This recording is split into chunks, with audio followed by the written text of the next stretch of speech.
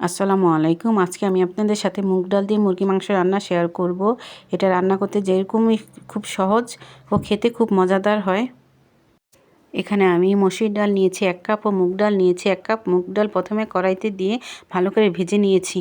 এখানে আমি মুরগি নিয়েছি এবং পেঁয়াজ কেটে নিয়েছি। একটা হাঁড়িতে তেল দিয়ে তেল গরম হয়ে আসলে জিরা, শুকনো মরিচ, তেজপাতা, এলাচ, দারচিনি, লবঙ্গ দিয়ে ভালো করে ভেজে নেব। কেটে রাখা পেঁয়াজ দিয়ে দেব।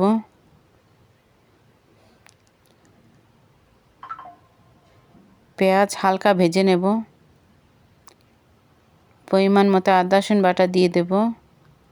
পরিমাণ মতো হলুদের গুঁড়ো, পরিমাণ মতো ধনিয়া গুঁড়ো ও পরিমাণ মতো মরিচের গুঁড়ো দিয়ে ভালো করে মিশিয়ে নেব।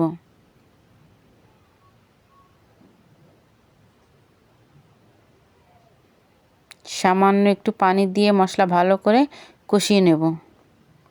মশলা কষানো হয়ে গেলে মুরগির মাংস দিয়ে দেব। পরিমাণ মতো লবণ দিয়ে দেব। ভালো করে মিশিয়ে নেব। মেশানো হয়ে গেলে ঢাকনা দিয়ে 4 থেকে 5 মিনিট রান্না করে নেব। ঢাকনা খুলে ভালো করে নেড়ে চেড়ে আবার ঢাকনা দিয়ে ঢেকে 2 মিনিটের জন্য রান্না করে নেব। ঢাকনা খুলে ভালো করে নেড়ে চেড়ে ধুয়ে রাখা মসুর ডাল ও মুগের ডাল দিয়ে দেব। দিয়ে ভালো করে মিশিয়ে নেব।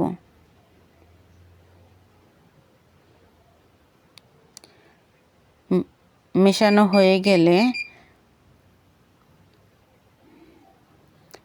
পরিমাণ মতো পানি দিয়ে দেব। পানি দিয়ে ঢাকনা দিয়ে ঢেকে 5 থেকে 7 মিনিটের জন্য রান্না করে নেব। ঢাকনা খুলে ভালো করে নেড়ে চেড়ে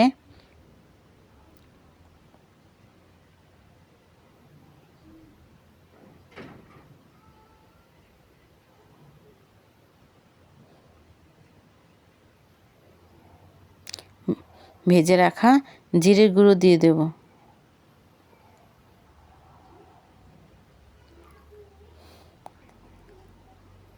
ভালো করে মিশিয়ে নেব। ব্যাস হয়ে গেল আমার মজাদার মুরগির মাংস দিয়ে মুগ ডাল। খেতে কিন্তু খুবই সুস্বাদু, খুবই স্বাদ ভালো লাগে, খুবই মজাদার। গরম ভাতের সাথে বা রুটির সাথে খেতে খুবই ভালো লাগবে।